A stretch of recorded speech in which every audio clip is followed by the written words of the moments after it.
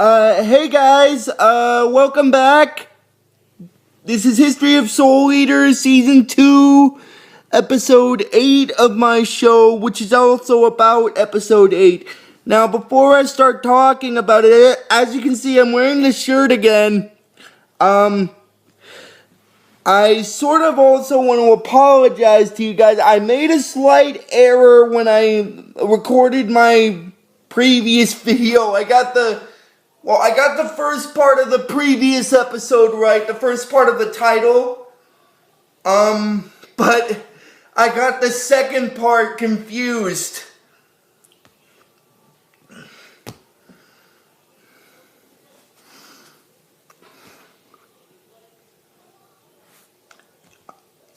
The actual title for the previous episode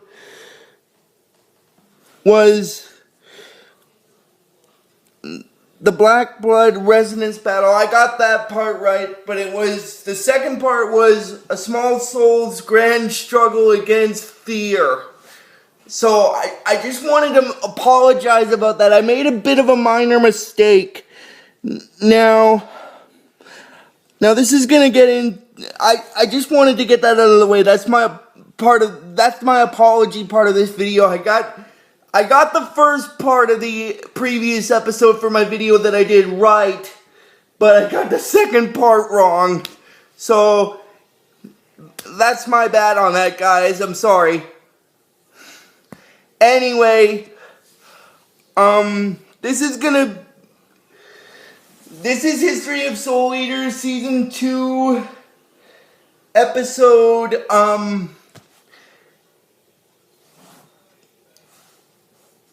8 of my show, which is also about Episode 8.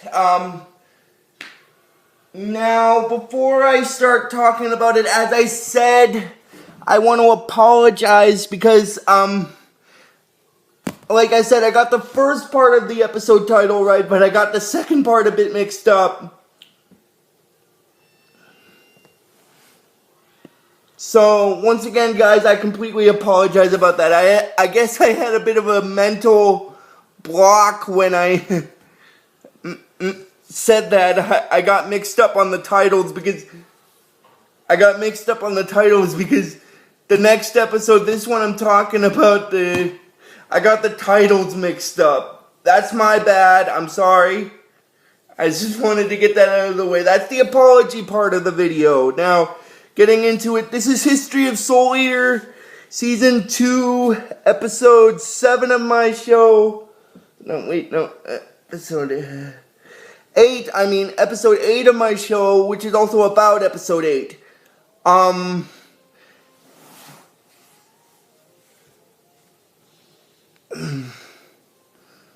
And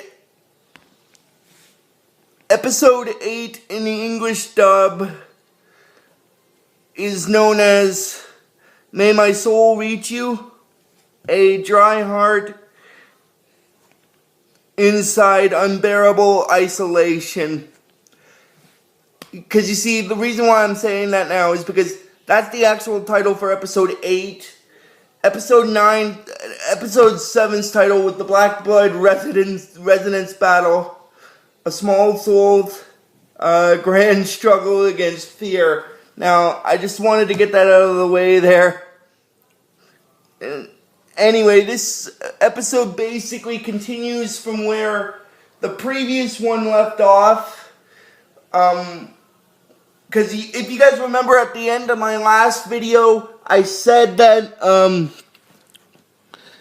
I basically said that,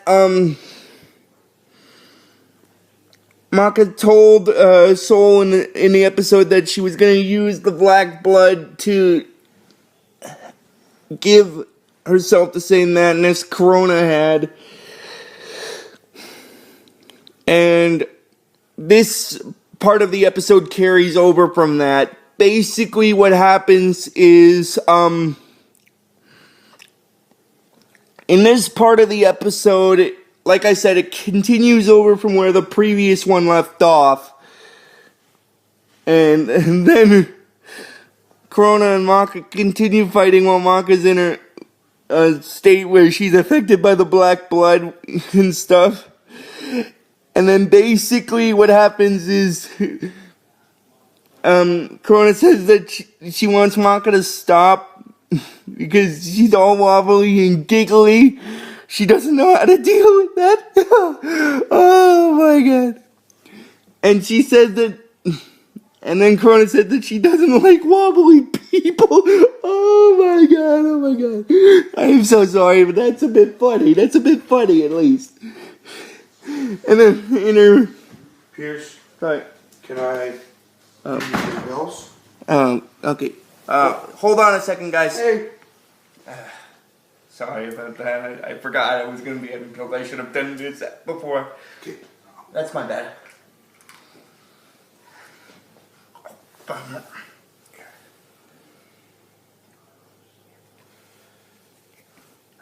recording right now?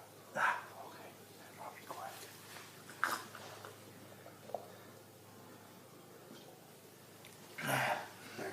Okay. Before I continue, I just want to apologize with that part, guys. While I was recording this video, Casey, another worker here at Third House right now, he just came to give me my pills. So if you heard a bit of gurgling, that was because I was drinking water to take my pills. So I just want to apologize about that part before I continue. I just wanted to get that out of the way there. I just thought I'd get that out of the way. Now, you see, the reason why I'm uploading this video today instead of tomorrow is because I'm getting off topic here just a second. I just want to tell you guys this part. The reason I'm uploading it today instead of tomorrow is because, well, tomorrow's Father's Day, so I won't have much of a chance to record or upload this video tomorrow because I'll probably be with my parents for a bit. I guess I could have uploaded this video tomorrow afternoon, but I figured, you know, since it's Saturday and all, figured might as well do it now. Okay, so I'm just thought I'd explain that part. Sorry, a little burp there. What's up? Nothing, I'm just recording my video. I'm sorry, bud. That's okay. You're okay? You got everything you need right now? Yeah, I'm just gonna pull your shorts up, okay? I'll probably have some thing to drink a little while later. Like, Hi. Hi. Once again, I just want to apologize about that, guys. Are you taping though, or did you? Yeah, I'm recording. Oh, okay. Sorry. I want to apologize again about that, guys. Another worker that works here at Third House, Andrea, she came in to help me with my pants, so I apologize about that again. Anyway, I'm sorry I was getting off topic there. I just wanted to explain why you saw those people in the background. That's my apologies about that. Because you see, I'm recording at Third House in my apartment where I live, so I just thought I'd explain that again. Anyway, before I'm just gonna backtrack here just for one quick second.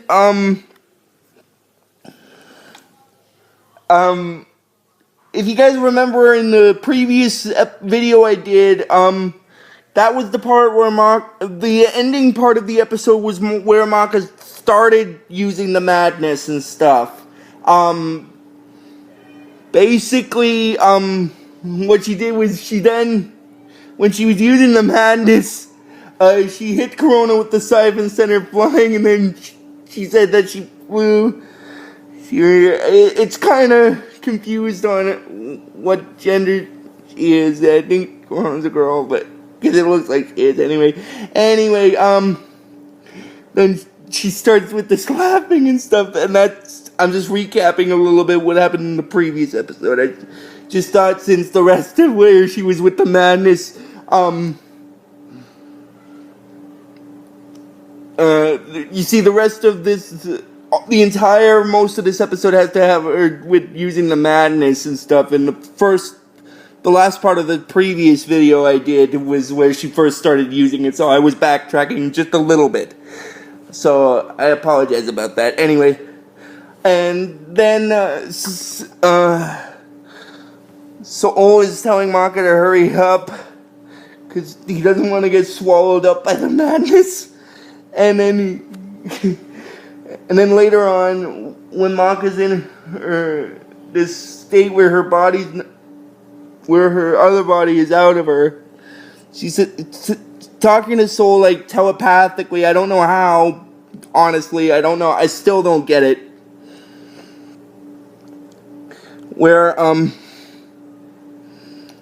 she's talking with them telepathically, and she's saying that she had a premonition when she was sane, and now that she's got the same madness as Crona does, she can probably figure it out. And then Soul's telling her to hurry up, and then Maka in her crazed state, like in her physical body, is telling her, Crona, why doesn't she try something new, like eye gouging or fish hooking, or why doesn't she tear out her tongue? And then Soul's like, what the deal, Maka? Getting your tongue torn off with that part of the deal. Oh my god. Oh, that's so...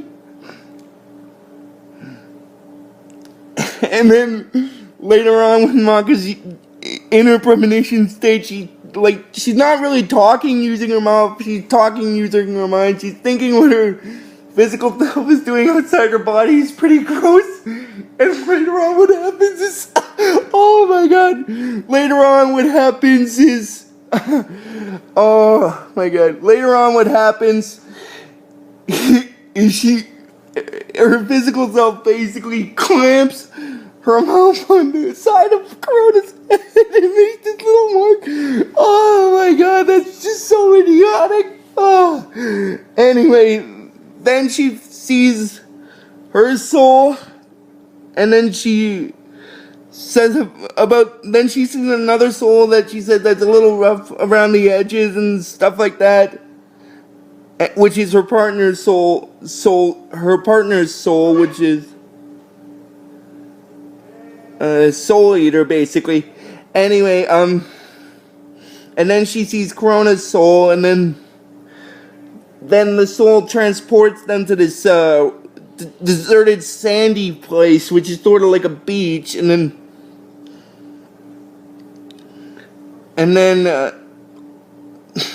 Crona as a little form draws a line in the circle in the sand, saying that that's her area, and then later on a little shadow part of her comes out and she starts talking to it, and she says that she passes if she wants to and stuff.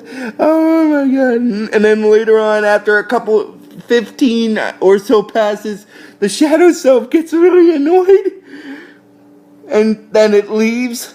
And then basically what happens is then the little version of Crona is having a flashback memory to when she and Maka introduced themselves, and then she starts crying and that why was she able to answer the question that time that she is the demon swordsman Crona.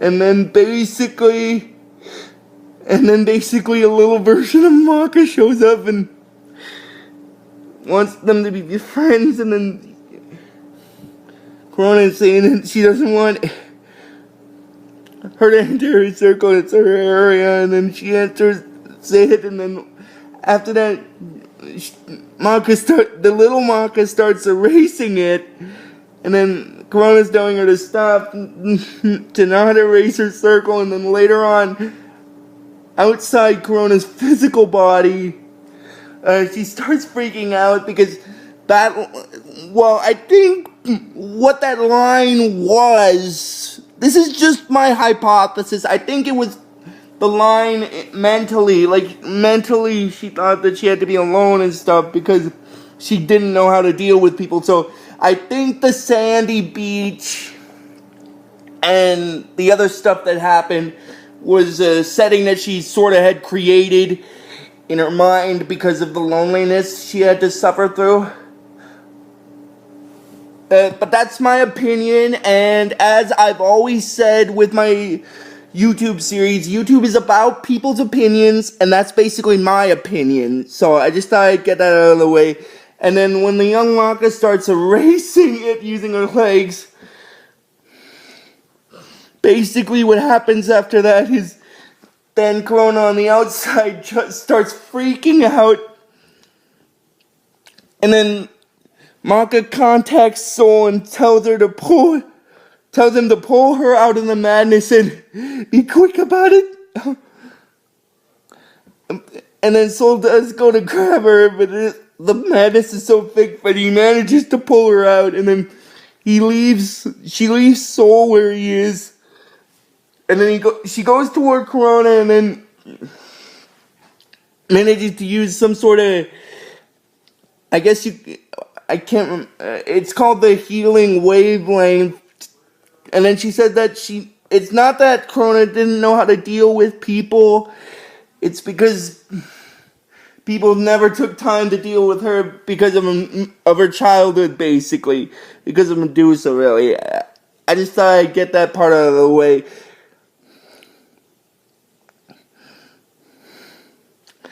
Anyway, then, Maka is, telling Crona that,